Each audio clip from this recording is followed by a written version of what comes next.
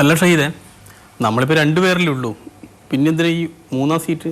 നിങ്ങൾ എന്താ പറയുന്നത്? ഈ മൂന്നാം സീറ്റിന്റെ പേരിലല്ലേ ഇപ്പോൾ കോൺഗ്രസും ലീഗും തമ്മിൽ അടി നടക്കുന്നത്? മുസ്ലിം ലീഗ് ചർച്ചയിലൂടെ കൂടുതൽ സീറ്റ് വേണം എന്നുള്ളത് തന്നെയാണ് ലീഗിന്റെ ഒരു അഭിപ്രായം. ഈ മൂന്നാം സീറ്റ് കിട്ടിയേ തീരൂ എന്നുള്ളതാണ് ഇപ്പം ലീഗ് പറഞ്ഞുകൊണ്ടിരിക്കുന്നത്. അല്ലെ UDF യോഗം ബഹിഷ്കരിക്കുമെന്നും പറയുന്നുണ്ട്.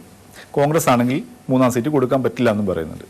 അപ്പോൾ ഇതിനെന്താ ഒരു പരിഹാരം എന്നുള്ളതാണ്. അല്ല, ലോക്സഭയാണ് ചോദിക്കുന്നെങ്കിലും രാജ്യസഭ കൊടുത്താൽ ലീഗ് നിൽക്കും. പക്ഷെ ഒരു കാര്യമുള്ളൂ, അത് പരസ്യമായി ഉറപ്പിച്ച് പറയണം.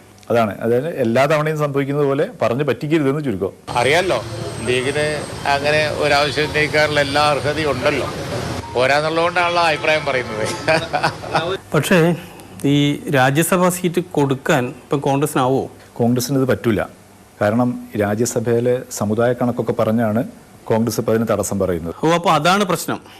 UDFിലാണെങ്കിൽ അബ്ദുൾ വഹാബ്, ജബി മേത്തർ. ഇനി LDFിൻ്റെ കാര്യമെടുത്താൽ ഇളമരം കരീം, AR റഹീം, ജോൺ ബ്രിട്ടാസ് എല്ലാവരും ന്യൂനപക്ഷ സമുദായത്തിൽ നിന്ന് വരും അല്ലേ? സമുദായ കണക്ക് പറഞ്ഞതാണ് ഇപ്പോൾ ലീഗിനെ വലിയ തോതിൽ പ്രകോപിപ്പിച്ചിട്ടുള്ളത്. ഈ രാജ്യസഭാ സീറ്റിലെങ്കിലും ഒരു തീരുമാനമായിട്ട് മതി ഇനി UDF യോഗം എന്നൊക്കെയാണ് ഇപ്പോൾ ലീഗ് പറഞ്ഞുകൊണ്ടിരിക്കുന്നത്. ഈ ഒരു കോൺഗ്രസ് മൂന്നാം സീറ്റിൻ്റെ പേരിലുള്ള ഒരു തർക്കം ഫലത്തിൽ ഗുണം ചെയ്യുക LDFനാണ്. അപ്പോൾ ചുരുക്കി പറഞ്ഞാൽ അത്ര പെട്ടെന്നൊന്നും ഈ മൂന്നാം സീറ്റ് പ്രശ്നം തീരൂല. അതെ അതെ, അതുവരെ എന്നാൽ പിന്നെ ഈ മൂന്നാം സീറ്റ് എടുത്തന്നെ അവിടെ കിടക്കട്ടെ.